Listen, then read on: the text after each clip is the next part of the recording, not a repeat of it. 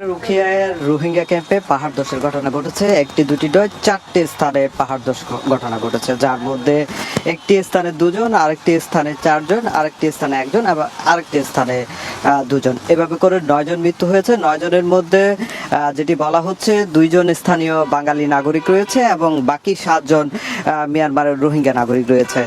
বিশেষ করে ক্যাম্প 9 এবং 10, এছাড়াও 8 এবং 14 নম্বর, এই 4টি ক্যাম্পে পাহাড় ধসের ঘটনা ঘটেছে।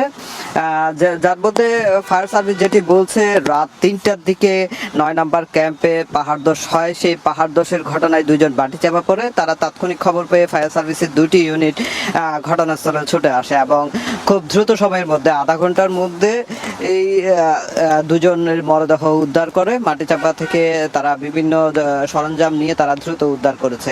এরপর তারা আবার যখন ফায়ার স্টেশনে তারা পৌঁছে যায়, ঠিক ভোর 6টার দিকে আবারও পাহাড় ধসের ঘটনা ঘটে। সেখানে 4 জন মাটি চাপা পড়ে, 4জনই রোহিঙ্গা। তাদেরকেও আধা ঘন্টার মধ্যে তাদেরকে উদ্ধার করা হয়। এভাবে 6 জনকে মৃত অবস্থায় উদ্ধার করে ফায়ার সার্ভিস স্বজনদের কাছে হস্তান্তর করেছে। পাশাপাশি এর পরপর 14 নম্বর ক্যাম্পেও পাহাড় ধসের ঘটনা ঘটে এবং 14 নম্বর ক্যাম্পে 1 জন এবং 8 নম্বর ক্যাম্পে আরো 2 জন, এভাবে করে 9 জনের মৃত্যু হয়েছে।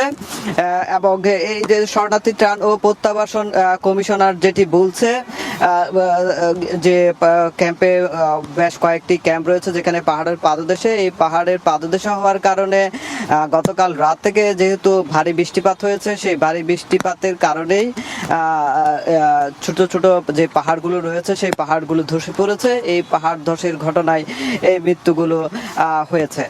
তবে যে স্থানীয় যে 2 জন বাঙালি রয়েছে তাদের মধ্যে 1 জন শিশু রয়েছে, আরেকজন ব্যবসায়ী রয়েছে বলে নিশ্চিত করেছে। তবে যেটি শরণার্থী ত্রাণ ও প্রত্যাবাসন কমিশনার যেটি বলছে, যাতে পাহাড় ধসের ঘটনায় যাতে মানুষজনের প্রাণ রক্ষা করা যায় সেজন্য তারা সচেতন করছে এবং মাইকিং করা হচ্ছে।